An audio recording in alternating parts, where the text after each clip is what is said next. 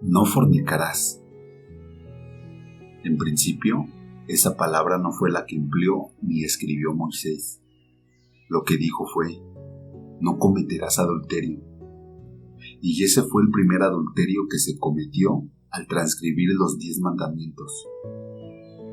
El de adulterar arbitrariamente la verdad. Siendo Moisés un adelantado, un sabio, un experto en los conocimientos de los principios herméticos, era totalmente imposible que él instruyera y dejara escrita la instrucción de tratar de burlar el principio de generación. La palabra constituye una ofensa, un insulto a la inteligencia humana, en ese sitio en donde la colocaron los escribas, por orden de autoridades eclesiásticas ignorantes. La misma sustitución fue hecha burdamente en las escrituras del apóstol y evangelista Mateo, capítulo 19, versículo 4 al 12. Pero esto lo trataremos más adelante.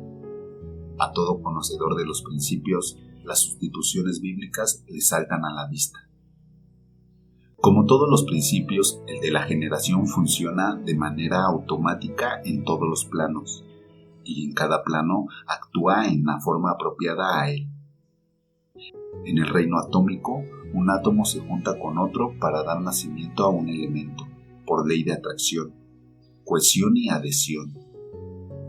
Y estas tres son condiciones naturales del principio de generación, o sea, que formará parte integral del principio. No hubiera sido creado nada, no produciría nada, no nacería nada, no evolucionaría nada, si se pudiera destruir el principio electrónico del magnetismo. O sea, la atracción entre el positivo y el negativo. La adhesión y cohesión ocurren después de la atracción. La adhesión es la autodeterminación del átomo. En otras palabras, el libre albedrío que contiene todo átomo de aceptar o rechazar al unirse a otro átomo que sea o no su tipo. La cohesión es la facultad de pegarse el uno con el otro en un grado tal de fuerza que no necesito recordarles lo que ocurre cuando se logra separar las partículas de un átomo, la bomba atómica. Supongo que habrás notado que acabas de escuchar la similitud a lo que ocurre entre nosotros, los humanos. Esa similitud te ilustra a la perfección el principio de correspondencia. Como es arriba, es abajo. Como es abajo, es arriba. Es decir, que estudiando la monada se llega al ángel, como lo expresa el Kybalión. Bien, los principios actúan automáticamente por encima de todo y a pesar de todo lo que podamos hacer. Si los átomos fueran ya seres humanos o si ellos hablaran en palabras nuestras, llamarían a ese proceso de atracción, adhesión y cohesión fornicar. ¿No es así? Igual cosa sería en los reinos botánicos y zoológicos, donde una abeja transfiere el polen de una flor a otra, y de esta unión nace una nueva especie, ¿no? Ahora dígase si está en los designios de Dios, el Creador, impedir o prohibir esos procesos. Es sabio que al oponer una resistencia en un principio se multiplica la fuerza que lo impele y busca la salida en otros conductos. O sea, que lo único que se logra es obligar a desviarse, no se logra atajarlo. En el reino animal, los principios de generación es llamado sexo. Todo el tiempo que los humanos continúen reproduciéndose por el proceso llamado sexual, están comprobando que una parte de su sistema no ha salido aún del reino animal. Y una vez que sus células evolucionan al reino inmediatamente superior, donde el principio de generación se manifiesta en una forma diferente, el hombre y la mujer no pueden actuar como los animales. Ya no están en ese reino y no los domina la influencia inferior. No sienten deseos sexuales ni de comer carne. Es otro orden de cosas. En este punto los discípulos siempre preguntan: ¿y si todos evolucionamos, entonces se acaba la raza humana? No. ¿Por qué? ¿Siempre nos vienen por detrás millares de seres que tienen que pasar por el reino animal? Te gradúas tú, se gradúa tu generación, se van graduando paulatinamente todos los seres humanos, pero siguen llegando otros, eternamente. Jesús dijo: los pobres los tendréis siempre con vosotros. Se refería no solamente a los económicamente pobres, sino también a los pobres en conocimiento, en experiencias, los pobres en evolución. También dice el Apocalipsis que el Señor anunció para esta era que no nacerían más niños. Esto lo anunció para el sector humano de su época, que es el mismo que evoluciona hoy. Ya se acerca este momento. Lo sabemos por lo siguiente y por muchas otras señales. La hora más oscura es antes del amanecer. El moribundo se mejora antes de morir. El enfermo se empeora justo antes de curar. La población de la tierra aumenta en todas partes de una manera extraordinaria. Pronto comenzará a declinar. Una de las respuestas de Jesús a sus discípulos, tocante al momento de terminarse el mundo antiguo y la entrada del mundo nuevo, fue: cuando caiga el manto de la vergüenza.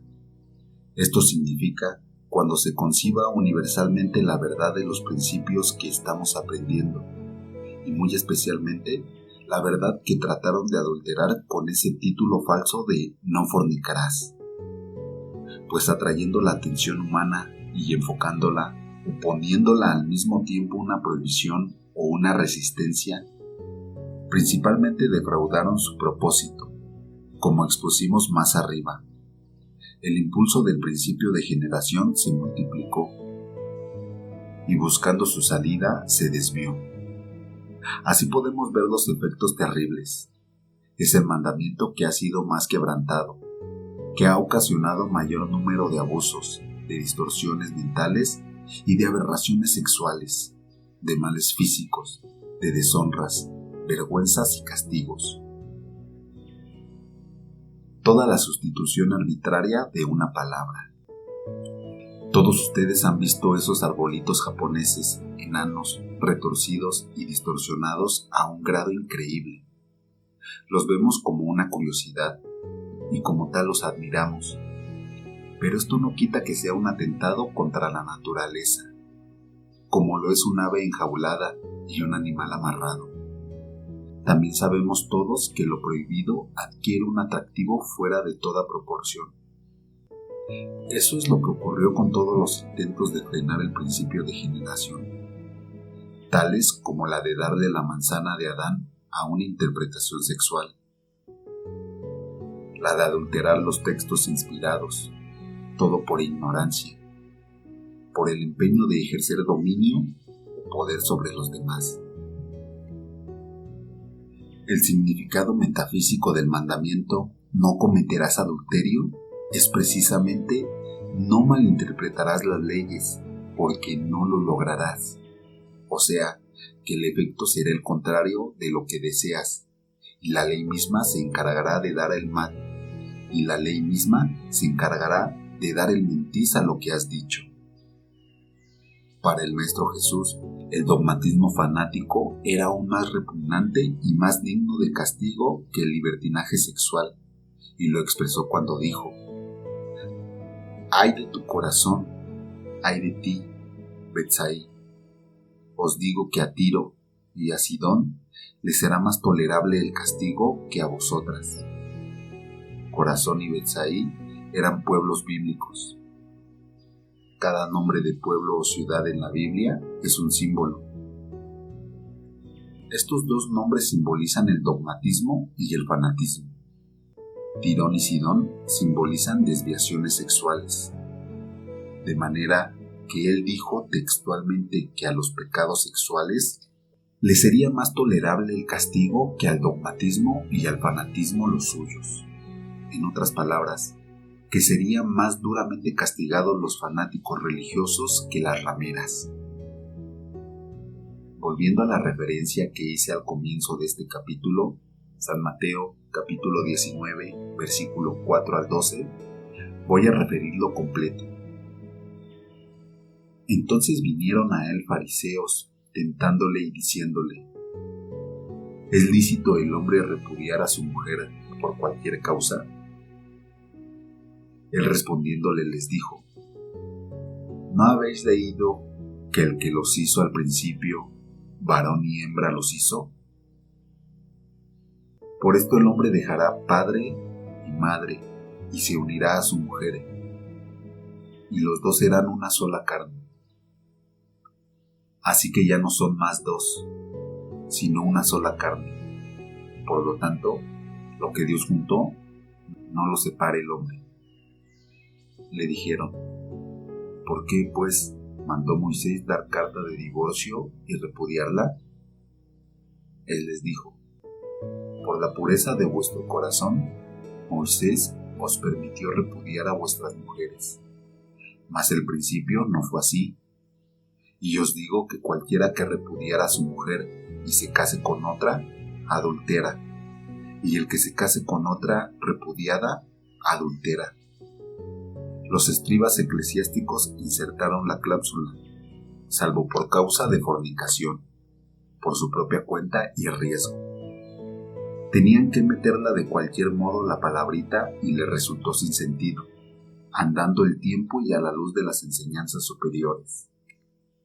Le dijeron sus discípulos: si así es la condición del hombre con su mujer, no conviene casarse. Entonces, él les dijo: no todos son capaces de recibir esto, sino aquellos a quienes es dado. Pues hay eunucos que nacieron así del vientre de su madre, y hay eunucos que son hechos eunucos por los hombres, y hay eunucos que asimismo se hacen eunucos por causa del reino de los cielos. El que sea capaz de recibir esto, que lo reciba. Si ustedes son capaces de recibirlo, habrán visto expuesto el principio de generación hasta el momento de mencionar a Moisés. La explicación original fue, sin duda alguna, más larga y detallada, ya que los discípulos comprendieron y dieron el comentario: si así es la condición del hombre con su mujer, no conviene casarse. O lo que es lo mismo, no hay para qué casarse si desde el principio fueron hechos uno.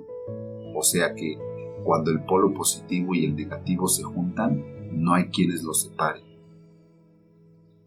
Cada célula que sale del seno de Dios es mitad positiva y mitad negativa. En el lenguaje de los humanos y en el plano humano, la célula primitiva o el átomo original es femenino y masculino. Al poco tiempo de estar evolucionando, se separan los dos sexos y continúan evolucionando cada uno por su lado hasta el encuentro definitivo, al final de los 14,000 años que se necesitan para adquirir la conciencia espiritual. Estos dos sexos son entidades separadas, independientes, destinadas a formar pareja algún día. Sin embargo, los hay que no desean separarse.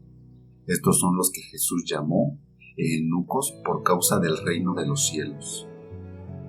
Es altamente confortable para todo aquel y aquella que se encuentra solitario en el camino de la vida, o que se considera infeliz y mal casado. Saber que en algún plano, encarnado o desencarnado, no importa, existe él o ella, la otra mitad perfecta de cada uno, esperando unirse a su alma gemela, y que tenemos todo el derecho que nos asiste de reclamar esa unión. Si nuestra alma gemela está desencarnada, nos uniremos en el otro plano. Si está encarnada, nada ni nadie puede mantenerlos separados. La ley arregla todo armoniosamente para todo el mundo si así lo pedimos, de acuerdo con la voluntad divina, bajo la gracia y de manera perfecta.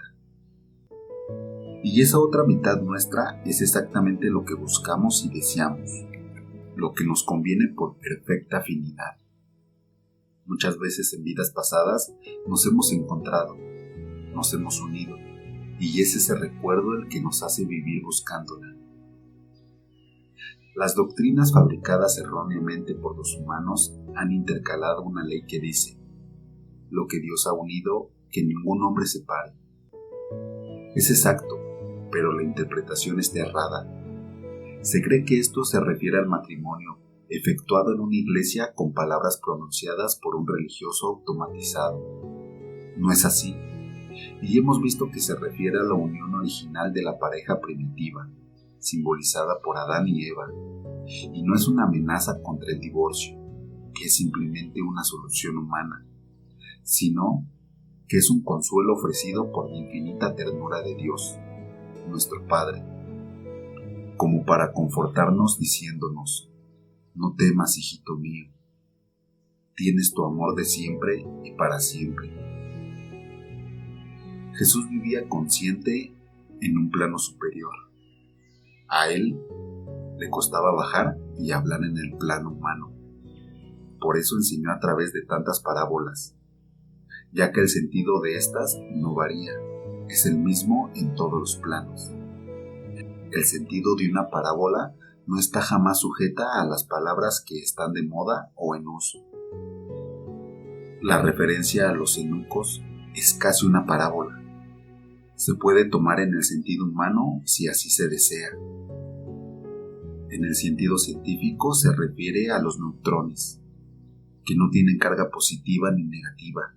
Metafísicamente, los que se hacen eunucos por el reino de los cielos son los humanos, que como ustedes todos anhelan elevarse, aprender y estudiar lo relativo a los planos superiores.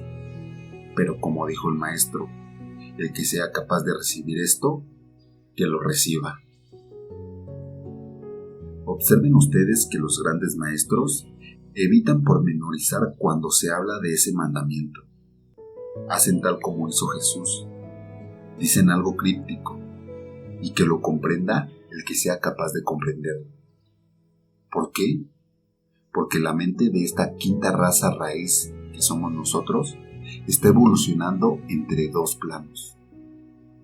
Tiene gran parte animal aún, y el animal ni razona ni sabe controlarse. Si le dan la luz verde se desborda, si le ponen la roja se fulmina el mismo. Es un punto de equilibrio muy difícil de mantener. Demos gracias al Padre, porque ya nosotros estamos con un pie levantando para subir al próximo escalón. Y recordemos el episodio de Jesús, cuando vinieron a presentarle a una mujer que fue sorprendida en flagrante adulterio, y que de acuerdo con las leyes de Israel debía ser apedrada hasta matarla. El maestro no respondió una sílaba. Se puso a jugar con un dedo en la tierra a sus pies. Los hombres que le habían traído se fueron yendo uno tras otro, y cuando se encontraron solos, le dijo Jesús: Mujer, ¿a dónde se han ido tus acusadores? Ella contestó: No lo sé, Señor. Tampoco yo te acuso. Vete en paz, fue la contestación del maestro.